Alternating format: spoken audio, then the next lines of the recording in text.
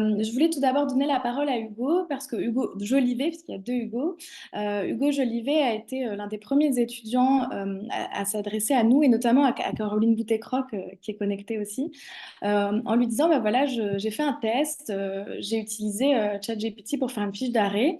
Alors Hugo, est-ce que vous pouvez revenir un peu sur cette expérience de l'an passé, ce que ça vous a apporté, et puis finalement, votre regard un peu personnel, et aussi comme vous êtes délégué de la promotion, alors ça vous donne pas un droit de parole absolu, de représentation de toute votre génération, mais en tout cas, peut-être vous êtes quand même bavard et à l'écoute de vos camarades. Donc, est-ce que vous pouvez nous faire un petit retour sur cette première expérience sur la fiche d'arrêt et puis l'évolution de l'utilisation par les étudiants de cet outil de votre point de vue? Oui, bah, sans problème, je suis là pour ça. Bon, je parle de ma hauteur d'étudiant en licence 3, évidemment. Mais donc, je m'étais intéressé au sujet de l'intelligence artificielle qui existe depuis déjà un moment. C'est vraiment ChatGPT 3 qui nous a permis vraiment de découvrir de manière beaucoup plus large cette manière d'interférer avec l'intelligence artificielle.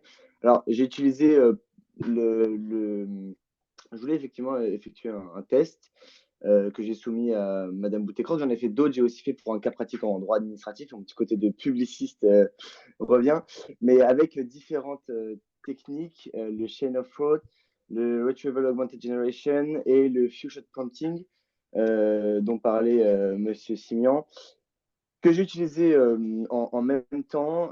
J'avoue que j'ai été déçu sur l'utilisation de ChatGPT pour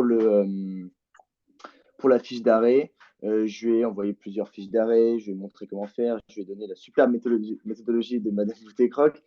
Et donc, je lui ai donné l'ensemble des éléments que je considérais importants pour l'apprendre et comment nous on l'a appris. Et le résultat était décevant, autant dans son analyse, dans la forme, évidemment, ça allait parce que ça va souvent dans la forme, parce que c'est le plus simple, mais dans le fond, c'est franchement décevant. Et l'analyse d'ailleurs de Madame Boutécroc était similaire à la mienne, c'est-à-dire que bah, je pourrais vous relire, mais je ne vais pas parler pendant des heures, mais qui était honnêtement décevante et qui avait des problèmes sur le fond, sur la compréhension entre cours d'appel, cours de cassation, les arguments, et même des éléments essentiels des questions de droit, par exemple, qui n'étaient pas traités.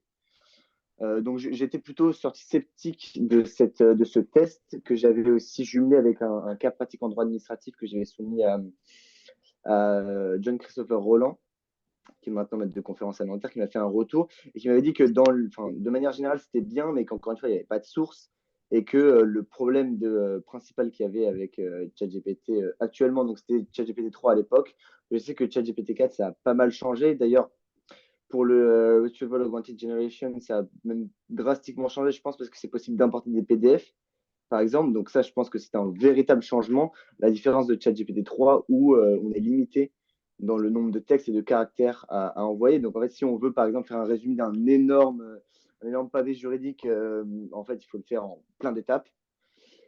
Mais que j'ai soumis le cas pratique et en fait, c'était peu concluant. Et en fait, quand on demande à ChatGPT, est-ce que tu es sûr de ta réponse, il change totalement. Et là, on part sur de l'imagination totale et de l'improvisation juridique, ce qui n'est évidemment pas du tout attendu. Et récemment, donc j'ai échangé avec du coup Alessia Mazouz, qui m'a présenté Polymnia. Donc j'ai l'habitude des concours d'éloquence et j'aime bien ça, donc j'en pratique souvent. Et donc j'ai testé cette IA, un peu sceptique au début honnêtement, et je l'ai testé et j'ai été bluffé. Bluffé parce qu'il fait un retour extrêmement précis sur chacun des actes, aussi bien sur le fond que sur la forme. Il enregistre le texte en disant précisément à quelle vitesse on aurait dû parler là, quel geste de main on aurait dû employer, si les silences sont bien employés. C'est vraiment très impressionnant et bon, c'est gratuit pour un essai. Donc je vous conseille de le faire pour un essai de manière le plus optimale possible. Mais je vous conseille de le faire et franchement, c'est vraiment bluffant sur le retour qu'il peut avoir parce qu'il prend toutes les caractéristiques en compte d'un retour qu'on peut avoir sur le concours d'éloquence. Et actuellement, il est bridé, je dirais bridé parce qu'il est bridé pour la préparation du grand oral de bac, il me semble, du baccalauréat général. mais dans un futur proche, je pense il peut être libéré dans ça s'appelle dans plus de textes, dans génération de textes, ou en tout cas aide au texte, où on peut en fait transmettre son texte et qui donne son avis dessus. Et j'ai eu d'autres retours. J'ai vu, je sais pas si vous avez suivi un peu, il y avait une IA qui s'appelle Aiva, qui en fait rédige compose des morceaux de musique. Et donc je m'y suis intéressé. Et en fait, ce qui était très intéressant, c'était que 11, le 11 décembre, je crois, il avait rédigé une composition de Mozart. Et en fait, un expert avait étudié ce Mozart sans savoir que une intelligence artificielle et était persuadé que c'était une nouvelle partie de Mozart qu'on avait découverte. Et c'est sur des sujets comme ça que je trouve ça impressionnant. Mais on revient à la problématique que j'ai dans l'intelligence artificielle, c'est que pour moi, elle n'est pas ouverte à tout le monde parce que il faut savoir prompter. Définitivement, là on l'a abordé ici, mais tout le monde ne sait pas le faire. Il faut savoir prompter.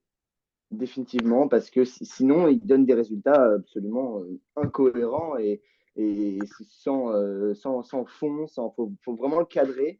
Et il manque de données, évidemment, comme on l'a dit, il est limité. Mais ce qui était intéressant aussi, c'est que j'ai vu sur LinkedIn un professeur de Paris 1, il me semble que vous avez republié, Madame Azouz, qui a laissé utiliser ChatGPT sur son dernier examen et en fait disait que les copies étaient ni meilleures ni moins bonnes que l'année d'avant où ils avaient laissé ChatGPT. Donc, alors, je ne sais pas si c'est bien pour nous étudiants en droit, mais en tout cas, ça montre que en fait, un bon prompt peut amener à des choses vraiment effectives, tandis que ne pas savoir prompter, ça fausse totalement les résultats. Et même en sachant prompter, on l'a vu, enfin, vous l'avez démontré, ça a des limites. Des limites, mais je pense que ça peut avoir un véritable avantage pédagogique, comme ça a été souligné. Moi, l'avantage pédagogique que je vois, c'est la déconstruction d'un exercice réalisé par ChatGPT. C'est-à-dire retrouver ses sources, retrouver ce qui ne va pas. Et par exemple, on avait voulu lancer une activité comme ça avec Madame Boutet-Croc, qui était en fait la réalisation d'une fiche d'arrêt ou d'un cas pratique et le déconstruire. Donc, le construire, le faire par ChatGPT et déconstruire après pour voir ce qui n'a pas été, les sources qui manquent, parce qu'évidemment, il en manque toujours, tout ce qui n'allait pas. Et je pense que ça peut être un vrai, à l'instar du cas pratique inversé, ça peut être une vraie nouvelle méthode de travail qui peut être implantée par une intelligence artificielle. Merci Hugo, c'est vrai qu'on voit que vous arrivez à la même conclusion que moi du côté enseignant, c'est que finalement ça devient un outil intéressant quand on dialogue avec lui, quand on essaie de l'améliorer et ça nous améliore nous aussi. C'est un Et petit peu cette idée-là. Et si je me dans la permets juste continuité de de... Oui, rajouter, je vais ouais. faire rapidement parce il y a du temps qui passe, mais sur votre deuxième partie de la question, comme je suis délégué, j'ai eu pas mal de retours. J'ai eu quelques retours de gens qui l'utilisent et qui l'utilisaient surtout. Je parle au passé parce qu'en fait, les gens se rendent compte que je pense que c'est pas si simple, mais ils ne se le disent pas, ils disent juste que ça a de mauvais résultats. Donc les gens l'utilisent de moins en moins. J'ai vraiment eu cette impression-là, c'est même pas qu'une impression, c'est que les gens l'utilisent de moins en moins. Alors, à l'exception de certains qui s'affrontaient et qui ont ChatGPT 4, plus personne, je ne peux pas dire plus personne, mais la majorité des gens qui l'ont testé, parce que tout le monde l'a testé quand il est sorti, ne l'utilisent plus. Aujourd'hui, il y a eu un vrai engouement, et aujourd'hui, je ne le constate plus du tout. Donc en tout cas, il y a un travail à faire sur l'usage ou le meilleur usage pour que ça soit un outil qui soit bien mobilisé. C'est un peu le message que vous nous passez. Merci beaucoup Hugo. Je vais passer sans plus tarder la parole à vos camarades Mathilde et Cécile et Hugo Sab. Alors ces étudiants ont proposé un projet dans le cadre de la clinique du droit en troisième année. Dans le cadre de ce projet, pour rappel très brièvement, il est attendu sur le semestre que les étudiants créent une entreprise et en l'occurrence, il s'agissait d'une Legal Tech. Donc, ils ont des séances 2 heures par semaine avec des intervenants. Ils travaillent en droit classique des sociétés, du travail, etc. Et puis cette année, ils ont eu également un intervenant qui est venu leur parler de son travail sur les IA, justement, qui s'est spécialisé dans ces questions-là, donc Zakaria Laïc. Et donc, suite à cette séance, ce groupe d'étudiants a décidé de proposer un projet qui a interpellé l'ensemble du jury positivement.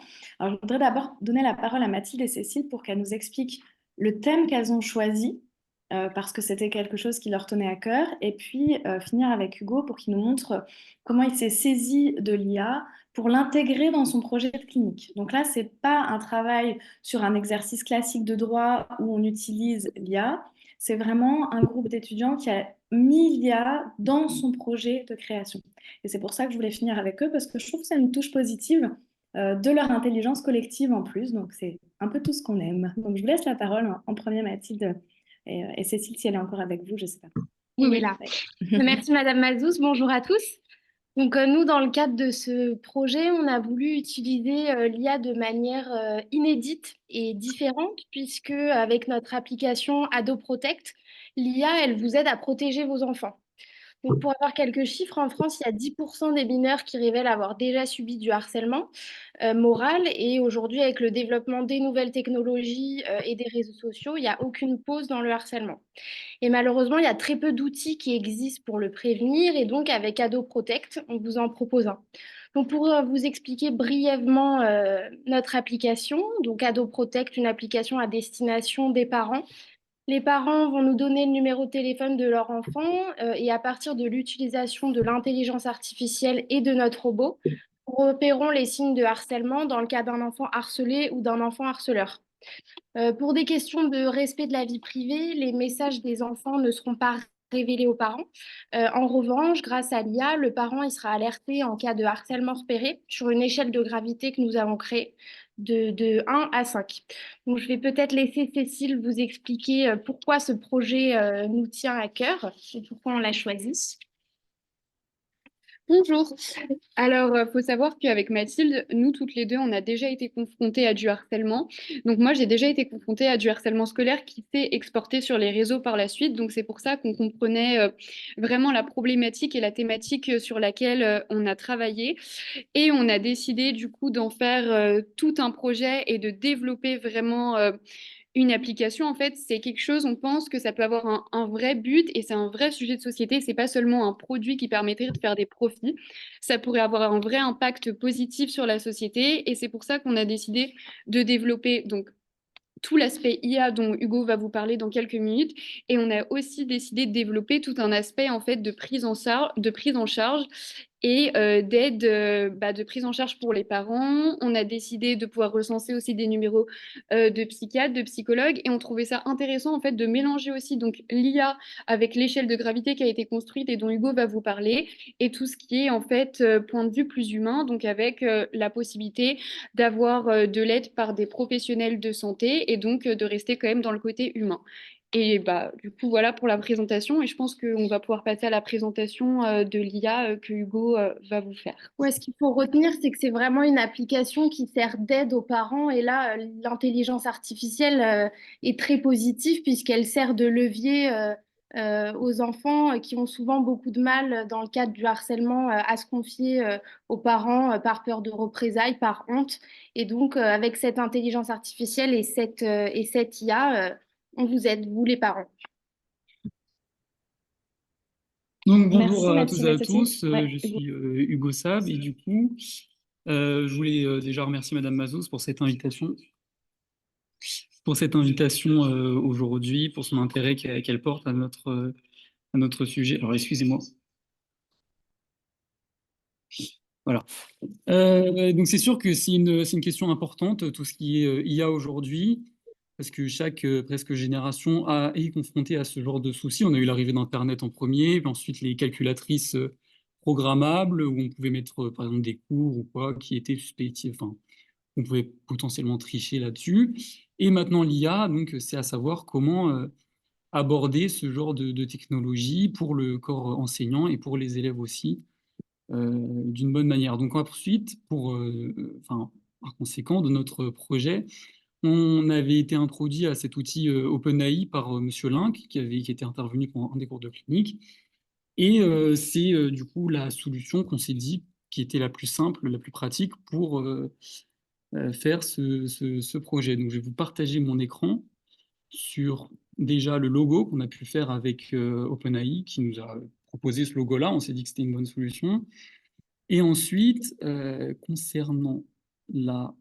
Donc là, Hugo, je me permets, Ouais, c'est un logo que vous avez fait avec l'IA. C'est l'IA qui vous a aidé suite à un prompt, suite à des demandes que c'est ça. vous avez formulées à faire cette image, que ça soit clair pour tout le monde. Oui. Et donc ensuite, je me suis penché sur la programmation de l'algorithme, de l'IA, pour et qu'il essaye de repérer en fait les signes de harcèlement dans les messages privés des enfants.